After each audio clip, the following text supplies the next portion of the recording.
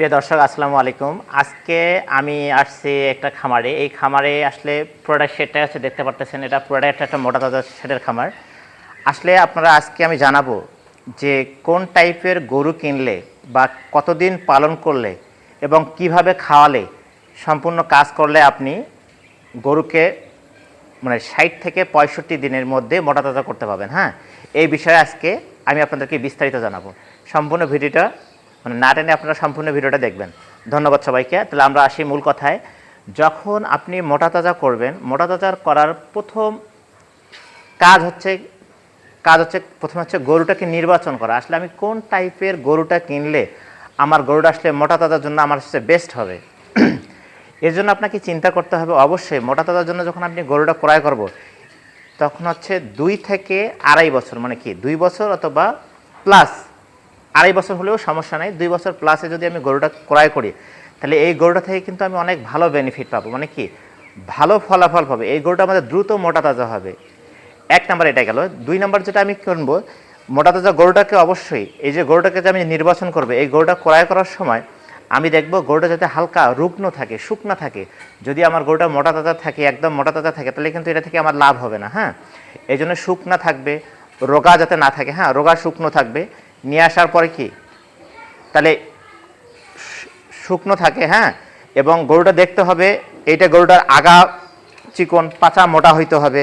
এই যে কানগুলো কি একটু খাটো খাটো হইতে হবে, হাড়গুলো একটু মোটা হইতে হবে। এই যে হাড় যদি মোটা হয় তাহলে এই গরুটা কিন্তু দ্রুত মোটা তাজা হবে, এবং মোটা তাজা হলে কি এটা থেকে আপনি ভালো ফলাফল পাবেন। হ্যাঁ, চামড়াটা একটু ঢিলা ঢালা হবে।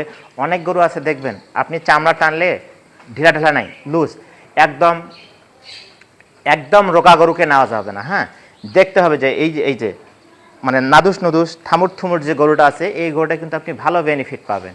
তাহলে আমি প্রথমে গরু নির্বাচন করলাম, কত বয়সে গরু কিনলাম এটা জানলাম। তারপর যে বাসায় নিয়ে এসে যে আমাকে মেইন কাজটা করতে হবে সেটা হচ্ছে কি আমাকে নিয়ে আসার পরে আমাকে কৃমি ডোজ করাইতে হবে।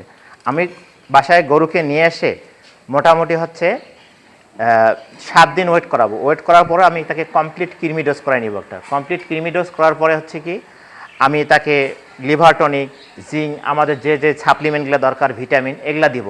দেওয়ার পরে আস্তে আস্তে কি আমি সেই গরুটাকে খাবার দেওয়া শুরু করব। এই যে দেখেন এখানে সুন্দর করে পোয়াল, খড়, ঘাস সুন্দর করে কাটিং করে দিছে। এটা ছোটো ছোটো করে কাটিং করে দিলে হয় কি এই খাবারটা দ্রুত হজম হয়ে যায়, যেটা রুমেনের জন্য খুব উপকারী। হ্যাঁ, পাশাপাশি আপনারা কি করবেন, এগুলার পাশাপাশি হচ্ছে আপনি খাওয়াইতে পারেন, সাইলেজ করে খাওয়াইতে পারেন, ইউরিয়া মোলাসিস করে খাওয়াইতে পারেন। যাদের এই বিষয়গুলো ধারণা আছে তারা মোটা তাজা আরও কি ভালো পারফরমেন্স করবেন। এবং আরেকটা বিষয় আপনাদেরকে জানাই যারা মোটা তাজার জন্য মানে সর্বোচ্চ ভালো ফলাফল পেতে চান, ধরেন আপনি একবারে এই শেডে আছে 10টা গরু কিনেছেন। 10টা গরু ক্রয় করলে আপনাকে আমাকে মনে রাখতে হবে আমি যাতে একসাথেই সব গরুকে বিক্রি করতে পারি।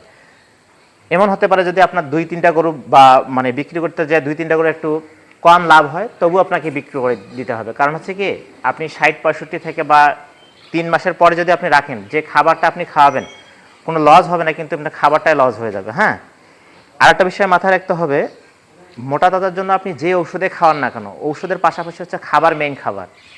খাবার যদি আপনার ভালো না হয় তাহলে মোটা তাজায় আপনি খুব ভালো বেনিফিট পাবেন না।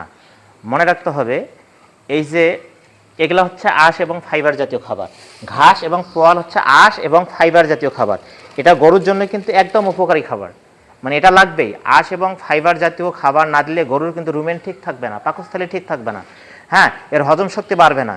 এই জন্য এর পাশাপাশি আমাদেরকে কি প্রোটিন জাতীয় খাবার সরবরাহ করতে হবে। আমাকে ভাবতে হবে কোন জাতীয় খাবারে সবচেয়ে প্রোটিন বেশি আছে।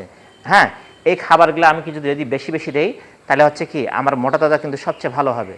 যেমন এই জাতীয় খাবারগুলোর মধ্যে কি পড়ে বলেন তো, হচ্ছে যেমন খৈল আছে, মসুর ডাল আছে, হ্যাঁ, তারপর হচ্ছে ভুসি আছে। এগুলা যদি আপনি বেশি বেশি দেন তাহলে কিন্তু আপনার প্রোটিন লেভেলটা বাড়বে এবং কি খাবারটা অনেক সুন্দর হবে। হ্যাঁ, এবং গরুটা কিন্তু দ্রুত মোটা তাজা হয়ে যাবে। এর পাশাপাশি আপনি যেটা করবেন যখন বিক্রি করবেন, আপনাদের বিভিন্ন ক্যাটাফস, কিউমিড, বিসি, এই যে পাউডারগুলো আছে এগুলা খাওয়াইতে পারেন। এখন ধরেন যে এই যে আপনাদের একটা ক্যাটাফস টাইপের যে এটা ইঞ্জেকশন আছে, যারা আপনারা খামারা নিজেই কাজ করতে পারেন, সাধারণত ডাক্তার দিয়ে যদি আপনি এই কাজগুলো করতে চান তাহলে তো আপনাদের ব্যয় আছে। ঠিক আছে, যদি আপনি নিজে ইঞ্জেকশন করতে পারেন তাহলে এই ক্যাটাফস এই টাইপের অনেক বাজারে অনেক ইঞ্জেকশন পাওয়া যাবে, এটাও আপনি দিতে পারেন। হ্যাঁ, আর যদি আপনারা ইনজেকশন করতে না পারেন তাহলে এই টাইপের হচ্ছে কিউমিড বিসি বা এরকম টাইপের অনেক পাউডার পাওয়া যায় বাজারে, হ্যাঁ, এটাও আপনি দিতে পারবেন। এটা আপনি মানে মাসে সর্বোচ্চ আপনি 7 থেকে 8 দিন দিতে পারেন, হ্যাঁ। এবং পাশাপাশি যে খাবারগুলোর নাম বললাম এগুলো যদি আপনারা করেন তাহলে আপনার খামারে আপনি সর্বোচ্চ ফলাফল পাবেন।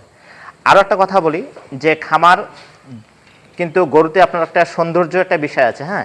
এই জন্য আপনি খামারে যে প্রত্যেক দিন যে আপনি গরুকে গোসল করাবেন, গোসলের পাশাপাশি হচ্ছে যে প্রত্যেক 1 সপ্তাহ পর পর আপনি আসলে শ্যাম্পু ট্যাম্পু দিয়ে যদি ভালো করে গোসল করান, শ্যাম্পু দিয়ে গোসল করালে আপনি কি আপনার এই যে গাভীর কিন্তু উজ্জ্বলতা বাড়বে। উজ্জ্বলতা বাড়ার কারণে কি এখানে কিন্তু হচ্ছে মশামাছি কম ধরবে। মশামাছি কম ধরলে কিন্তু কি এর কিন্তু তেমন কোনো রোগ হবে না, হ্যাঁ। আর সবচেয়ে একটা ইম্পর্টেন্ট বিষয়, আপনারা কিন্তু হচ্ছে যে যদি বেশি দিন রাখেন অবশ্যই ভ্যাকসিনেশন নিয়ম শিডিউলগুলো একটা মেনে চলবেন।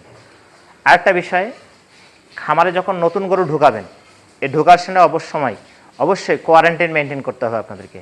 কোয়ারেন্টাইন মেনটেন না করলে অনেক সময় কিন্তু বাকি সেটের যে গরুগুলো আছে এগুলো কিন্তু বিপদের মধ্যে থাকবে।